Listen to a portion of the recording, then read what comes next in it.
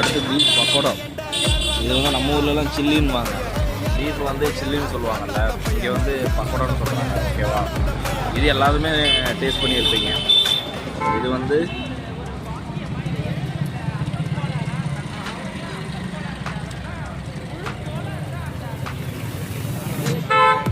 கறி வந்து செம்ம டேஸ்ட்டாக வந்துருக்கு, சூப்பராக வந்துருக்கு கறி, நல்லா பண்ணுறாங்க. இவங்க வந்து நார்த் இந்தியன்ஸ் தான்.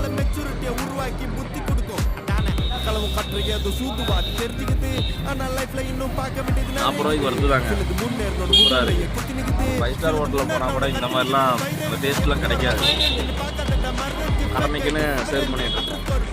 எனக்கு வந்து தள்ளுவண்டி கடை தான் ரொம்ப பிடிக்கும். இந்த 5 ஸ்டார் ஹோட்டல் போய் சாப்பிட்றது அந்த இதெல்லாம் எனக்கு சுத்தமாக பிடிக்காது. ஆனால் இந்த சைடு வந்தீங்கன்னா ட்ரை பண்ணி பாருங்கள்.